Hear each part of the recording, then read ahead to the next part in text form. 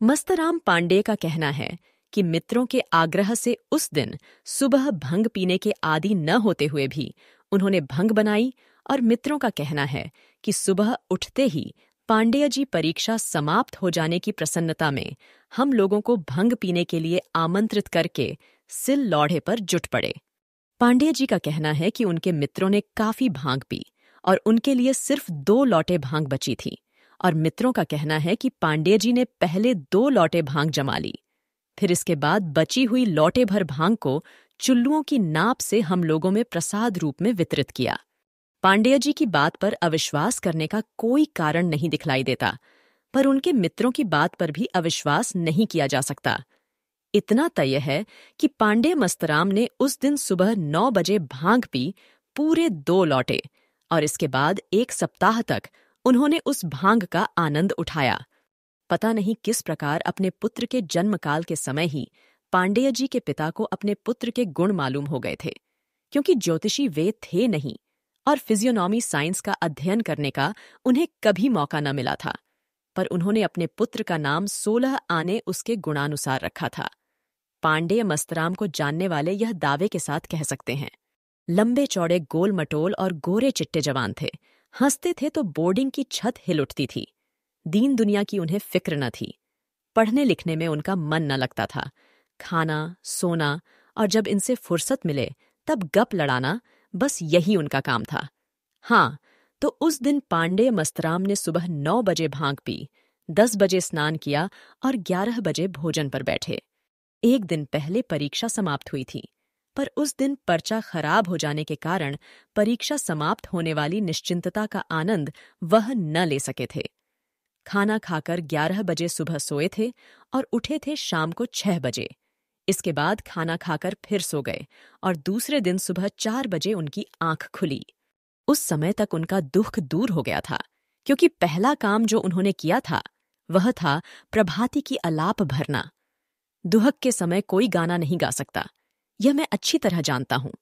हिंदुस्तानी थिएटरों की बात जाने दीजिए, वहां तो दूसरों को मरने के समय या स्वयं अपने मरने के समय लोग एक से एक मीठी तानों के साथ मीढ़ों और मूर्छनाओं से युक्त शुद्ध राग रागिनियों में तबला और हारमोनियम के ऊपर अलापें भरते हैं और कला का प्रदर्शन करते हैं। उस दिन न तो एकादशी थी और न कोई पर्व, पर पांडेय जी का कहना है कि उन्होंने व्रत रखा था। पांडेय जी की बात मानते हुए इसी निर्णय पर पहुंचा जा सकता था कि उनका व्रत अपने बिगड़े हुए पर्चे के परीक्षक इष्टदेव को प्रसन्न करने के लिए था, जो पांडेय जी की कॉपी जांचते समय परीक्षक के हृदय में करुणा और दया की भावनाओं का स्रोत प्रवाहित कर दे। पांडेय जी के सामने मखाने की खीर से भरा 2.5 सेर वाला कटोरा था और चीनी पड़ी हुई थी। आध सेर ठीक 11 बजे भोजन आरंभ करके 11:30 बजे उन्होंने भोजन समाप्त किया और चौके से उठने के लिए पेट में पहुंचे हुए माल का उतना हिस्सा बचाने के लिए जो उनके हिलने डुलने में बाधक हो रहा था, आध घंटे तक पैर फैलाए हुए चौके में बैठकर 12 बजे वे उठे। लोगों का कहना है कि गर्मियों में सुबह बनारस की, शाम लखनऊ की और रात बुंदेलखंड की मशहूर है, और मैं कहूंगा कि उनमें यदि दोपहर इलाहाबाद की भी जोड़ ली जाए तो अनुचित न होगा।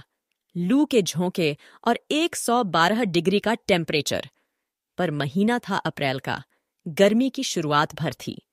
पांडेय जी अपने कमरे में गए, बिस्तर पर लेटे और धीरे धीरे उन्हें मालूम हुआ कि अनादिकाल से उनके कमरे में भट्ठी जलती चली आई है। उन्हें आश्चर्य हो रहा था कि उस कमरे में वे अभी तक जीवित किस प्रकार बचे रहे। उधर शरीर शिथिल पड़ रहा था, आंखें झपी जा रही थीं। एकाएक पांडेय जी उछल पड़े। उन्होंने शीतल पाटी बगल में दबाई, कमरे के बाहर निकलकर दरवाजे पर ताला दिया और अल्फ्रेड पार्क की राह पकड़ी। चारों तरफ सन्नाटा था, दोपहर जल रही थी। तले की मुलमुल ऊपर घाम पांडेय जी ने मिसरा बनाया और एकाएक उनको परछा खराब होने की बात याद आ गई। दूसरा मिसरा उसी समय बना, हमें पास करवा दो राम। पांडेय जी मुस्कुराए, उनमें कवित्व प्रतिभा जाग उठी। फिर क्या था, मिसरे पर मिसरे बनने लगे। मस्तराम है मेरा नाम, मौज उड़ाना अपना काम मिले, जिंदगी भर आराम लगे ना मुंह में कभी लगाम। और उनकी ठोड़ी पर एक मक्खी बैठी, उसे उड़ाने के लिए उन्होंने ठोड़ी पर हाथ मारा। मक्खी तो उड़ गई, हाथ पड़ा ठोड़ी पर और ऐसा मालूम हुआ कि खड़ी सुइयों के गुच्छे पर उन्होंने अपना हाथ पटक दिया। याद आया कि इम्तिहान की फिक्र में उन्होंने 1 हफ्ते से दाढ़ी नहीं बनवाई। मिसरा लगा, हमें चाहिए। अब हज्जाम और जेब में हाथ डाला। उसी समय दूसरा मिसरा बना, टेंट में अपनी नहीं छदाम। इस समय तक पांडेय जी की आंखें बंद थीं। एक घड़े में पैर पड़ा और आंखें खुल गईं। देखा कि अल्फ्रेड पार्क में चले जा रहे हैं। उसी समय मिसरा बना, अब करना होगा विश्राम। पांडेय जी ने अपने चारों ओर दृष्टि डाली। निर्जन एकांत और धूप के रूप में आसमान से बरसती हुई आग। उस पर हल्की लू भी चल रही थी। थोड़ी दूर पर नाला था, काफी गहरा। दिमाग न काम किया। नाले के नीचे कोई बाधा नहीं है, न कोई आदमी आवेगा और न कोई अड़चन पड़ेगी। फिर जमीन से करीब 15 फीट नीचे होने के कारण तहखाने का काम भी दे सकता है। पांडेय जी नाले में उतर पड़े। एक सघन वृक्ष के तले उन्होंने अपने बनाए हुए मिसरों को याद करने का प्रयत्न किया, पर भांग के बोझ से लदे हुए दिमाग ने जब इससे इनकार कर दिया, तब महाकवि बनने की कल्पना करने लगे। दिमाग पर पेट ने विजय पाई, जो काफी भरा हुआ था। पांडेय जी ने दाहिनी करवट ली, चैन न मिली। बाईं करवट ली, चैन न मिली। चित्त लेटे, फिर भी चैन न दारद। पेट के बल औंधे लेटे। इस समय तक शायद चैन को उन पर रहम आ गया था और सो गए। Mister J.P. श्रीवास्तव, जैसा वे स्वयं अपने को कहते थे, बाबू झटपट प्रसाद, जैसा उनके वालिद व अन्य संबंधी उनका नाम बतलाते थे, और झटपट मुंशी जैसा कि उनके हमजोलियों ने उनका नाम रख दिया था, काफी तेज व चलते पुरजे आदमी थे। दुबला पतला मझोला कद, मुंह लंबा सा और उस पर बुरी तरह चेचक के दाग, रंग सांवला और आंखें छोटी छोटी तथा चमकीली और लाल शुतुरमुर्ग की तरह। उनकी परीक्षा उसी दिन समाप्त हुई थी। हाल से निकलकर वे सीधे अपनी भावी ससुराल गए। उनके भावी ससुर ने परिचय कैसे हुए इसका विवरण सुना। भावी सास ने विविध प्रकार के स्वादिष्ट व्यंजन खिलाए। भावी साले ने शाम के समय के लिए सिनेमा में आमंत्रित किया और भावी पत्नी ने हारमोनियम पर 2 गाने सुनाए और भावी सलहज ने कुछ देर तक इनके चेहरे को गौर से देखने के बाद मुस्कुराते हुए कहा, बाबू, तबीयत होती है, तुम्हारा मुंह चूम लूं। तुम इतने सुंदर दिख रहे हो। झटपट मुंशी की सलहज सुंदरी थी और उसके उद्गार सुनकर उन्हें बड़ी प्रसन्नता हुई। इन सब में 1 बज गया। सिविल लाइंस में सवारी मिलना मुश्किल होता है। मुंशी जी पैदल ही बोर्डिंग को रवाना हो गए। कायस्थ पाठशाला बोर्डिंग जाना था। अल्फ्रेड पार्क से उन्होंने शॉर्टकट लिया। झटपट मुंशी की प्रसन्नता की सीमा न थी। लंबे लंबे डग रखते हुए चले जा रहे थे। वे सोच रहे थे, उफ, रामू की बीवी, रामू जो उनके भावी साले का नाम था, गजब की खूबसूरत है, सरला से कहीं अधिक। सरला इनकी भावी पत्नी का नाम था। क्या रामू की बीवी मुझसे प्रेम करती है? हाँ, जरूर प्रेम करती है, तभी तो उसने मुझसे वह सब कहा। लेकिन नहीं, मुझे उससे प्रेम करने का कोई अधिकार नहीं। मैं सरला के प्रति अन्याय न करूंगा। आह, रामू की बीवी, मुझे क्षमा करना। मैं जानता हूं कि तुम मुझसे प्रेम करती हो, पर मैं तुमसे प्रेम नहीं कर सकता, हरगिज नहीं कर सकता। अचानक यह सुखद विचारधारा टूट गई।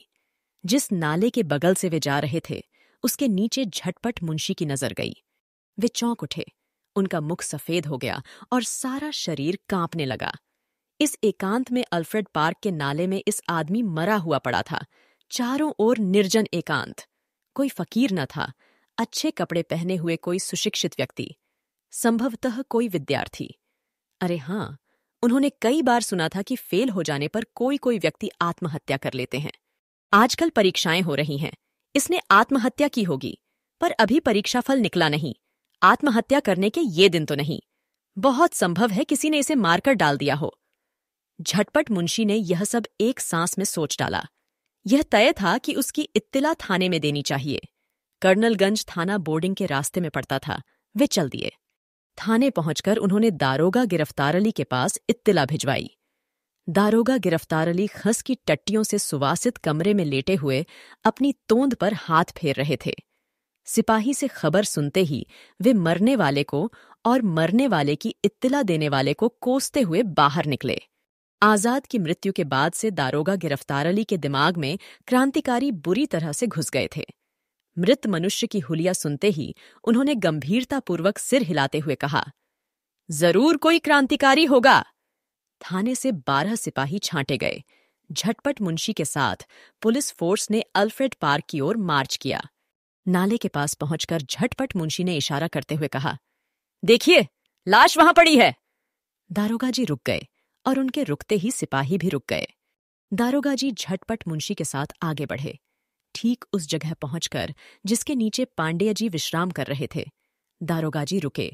गौर से उन्होंने नीचे देखा, फिर धीरे से कहा, जनाब, जैसा मैंने कहा था, साफ जाहिर है कि कोई क्रांतिकारी है। इस समय तक सब सिपाही दारोगा जी को घेर कर खड़े हो गए थे।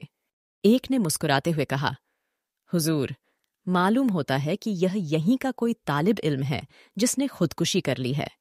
दूसरे ने कहा, शायद कोई बनिया है, बदमाशों ने रकम छीन ली है और मारकर यहां डाल गए हैं। इस पर तीसरे ने कहा, लेकिन फिर इसके नीचे चटाई कैसे आई? चौथे ने कहा, मुमकिन है कि किसी इसके रिश्तेदार ने इसे घर पर ही मार डाला, फिर चटाई में लपेटकर यहां डाल गए। बातें हो रही थीं, पर नीचे कोई न उतरता था। करीब 15 मिनट तक काफी मशवरे के बाद सब लोग नाले के नीचे उतरे। फूंक फूंक कर कदम रखते हुए वे पास पहुंचे और खड़े हो गए। हाथ लगाने की हिम्मत किसी की नहीं पड़ी। दारोगा झटपट मुंशी के साथ ऊपर ही खड़े थे। चिल्लाकर उन्होंने कहा, अरे चुप खड़े हो, लाश सीधी तो करो। सब लोग एक दूसरे को आगे बढ़ने को उत्तेजित करने लगे। दारोगा जी इस बार गरज उठे, नमक हरामो, पुलिस की नौकरी करने चले हो और यहां नानी मर रही है। दोस्तों, ऐसे और भी इंटरेस्टिंग कहानियों के लिए मेरे चैनल को सब्सक्राइब करना मत भूलिएगा। तो आइए अब आगे सुनते हैं। दारोगा जी इस जोर से गरजे कि पांडेय जी की नींद खुल गई। उन्होंने करवट ली, आंखें खोलीं, देखा कि लाल पगड़ियां उनको घेरे खड़ी हैं और फिर आंखें बंद कर लीं। दारोगा जी ने जब देखा कि नाले में पड़ा हुआ आदमी मरा नहीं है, तब और भी झल्लाए। उन्होंने झटपट मुंशी पर तीव्र दृष्टि डाली, मानो वे उन्हें खा जाएंगे, और तेजी के साथ नीचे उतरे। इधर झटपट मुंशी ने मामला बिगड़ते हुए देखकर लंबे लंबे डग रखते अपने घर की राह ली। दारोगा जी ने पांडेय जी का कंधा पकड़कर हिलाया। पांडेय जी उठकर बैठ गए। दारोगा जी ने पूछा, तुम यहां क्यों पड़े हो? पांडेय जी ने जम्हाई लेते हुए कहा, मेरी तबीयत। इस जलती हुई दोपहर में खस की टट्टियों के बाहर निकलकर 12 सिपाहियों को मार्च करवाते हुए थाने से अल्फ्रेड पार्क आने से दारोगा जी का दिमाग गर्म हो गया था। उन्हें झटपट मुंशी पर क्रोध आ रहा था। उन्होंने यह कहते हुए सिर उठाया, क्यों जी? लेकिन मुंशी गायब। अब दारोगा जी आपे से बाहर हो गए। दांत किटकिटाते हुए उन्होंने पूछा, तुम्हारा नाम? पांडेय जी अजब चक्कर में थे। इतने लाल पगड़ी वाले क्यों वहां खड़े थे? फिर कच्ची नींद जगाए जाने पर उन्हें बुरा भी लग रहा था। दारोगा जी की बात सुनकर पांडेय जी को भी क्रोध आ गया। उन्होंने कहा, जनाब, आदमियत से बात कीजिए। दारोगा जी ने आंखें तरेड़ते हुए कहा, आप नाम बतलाते हैं कि नहीं? पांडेय जी का क्रोध बढ़ता जा रहा था। नाम नहीं बतलाऊंगा, यहां से जाते हो या नहीं? सिपाही एक दूसरे की ओर देखकर मुस्कुरा रहे थे। दारोगा जी ने कहा, अच्छा, तुम सीधी तरह से नहीं मानोगे? पांडेय जी ने बैठे ही बैठे कहा, जनाब, आप अब मार खाएंगे। दारोगा जी 2 कदम पीछे हट गए। समझ गया, जनाब, आप हिरासत में ले लिए गए। और सिपाहियों को उन्होंने पांडेय जी को गिरफ्तार कर लेने का हुक्म दिया। पांडेय जी की तलाशी ली गई। इसके बाद वे कोतवाली भेज दिए गए। वहां भी पांडेय जी ने अपना नाम व पता बतलाने से इनकार किया और वे कोतवाली से हवालात भेज दिए गए। दारोगा जी ने लिखा, यह शख्स मुश्तबा हालत में अल्फ्रेड पार्क में पाया गया। मालूम होता है कि कोई रिवॉल्यूशनरी है, क्योंकि अपना नाम व पता बतलाने से कतई इनकार करता है। फिलहाल इसका चालान आवारागर्दी में किया जाता है। पांडेय जी ने जेल का फाटक देखा और उनका सारा नशा उतर गया। दारोगा के सवालों का जवाब न देने वाली भूल उन्हें मालूम हो गई। सुपरिंटेंडेंट जेल के सामने जब वे पेश किए गए, तब तक उन्होंने अपना नाम व पता सब कुछ बतला दिया, लेकिन अब तो बहुत कुछ हो गया था। जेल में वे बंद कर दिए गए। नॉन कूनप्रेशन मूवमेंट उन दिनों जोरों पर था। जेल में लोग ठसाठस भरे हुए थे। पांडेय जी ने बड़े बड़े नेताओं के दर्शन किए, कुछ ढांढस बंधा, लेकिन भोजनों की तकलीफ। रात किसी तरह से बीती। सुबह सुपरिंटेंडेंट साहब का राउंड हुआ। पांडेय जी रात भर में जेल जीवन से ऊब गए थे। सुबह नाश्ता कुछ मिला नहीं। बिगड़कर सुपरिंटेंडेंट साहब से बोले, जनाब, न तो नाश्ता मिलता है और न मेरी समझ में आता है कि मैं यहाँ क्यों बंद हूं। सुपरिंटेंडेंट साहब ने पांडेय जी को गौर से देखा, फिर मुस्कुराए। जनाब, यह तो जेल है, यहां नाश्ता कुछ नहीं मिलने का। और आगे बढ़ गए। गुस्से के मारे पांडेय जी की बुरी हालत, पर कर क्या सकते थे। पास खड़े हुए कुछ पॉलिटिकल कैदी मुस्कुरा रहे थे। इस गुस्से में पांडेय जी ने दिन में खाना नहीं खाया। संध्या के समय पांडेय जी ने जेलर से कहलाया कि भांग बूटी का प्रबंध करवा दिया जाए। इस पर उन्हें कोई उत्तर न मिला।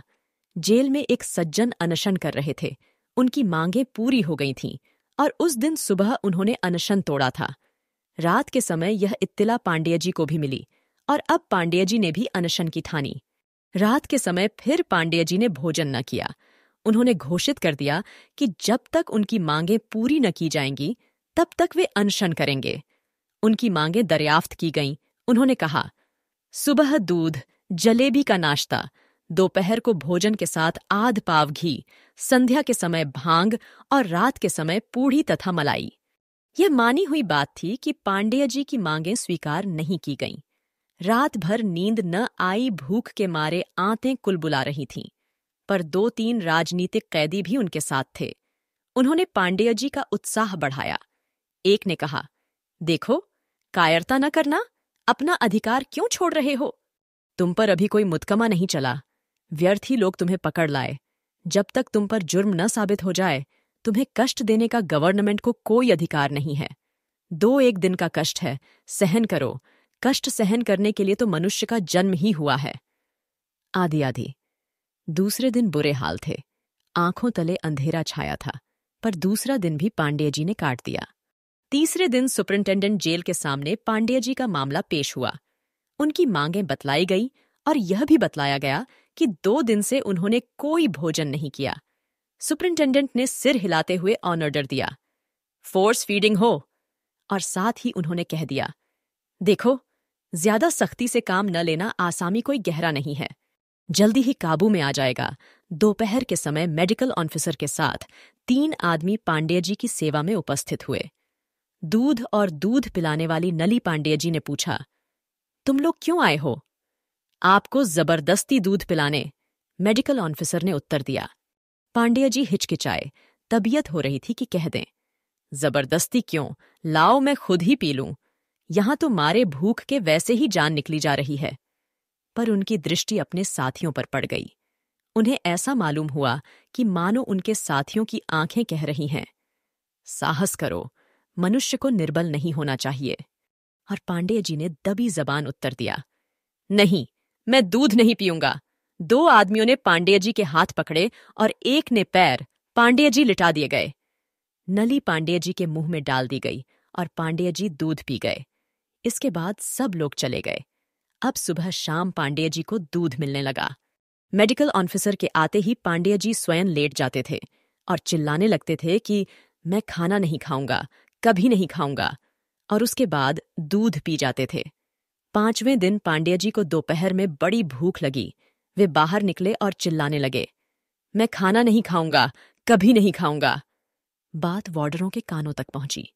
वार्डरों ने जेलर से कहा। जेलर हंसा। मेडिकल ऑफिसर के साथ दूध और नली उसने भिजवा दी। पांडेय जी दूध पी गए। यह खबर जेल भर में फैल गई। अब क्या था, जहां पांडेय जी को भूख लगी और उन्होंने हल्ला मचाना शुरू किया, और जहां पांडेय जी ने हल्ला मचाया वहां लोग दूध और नली लेकर पांडेय जी की सेवा में उपस्थित हो गए। साथ ही दर्शकों की भीड़ लग जाती थी। 7वें दिन पुलिस की तहकीकात समाप्त हुई और पांडेय जी छोड़ दिए गए। भगवती चरण वर्मा की यह कहानी यहीं खत्म होती है। और भी इंटरेस्टिंग कहानियों के लिए मेरे चैनल को सब्सक्राइब और लाइक करना मत भूलिएगा। सुनने के लिए धन्यवाद।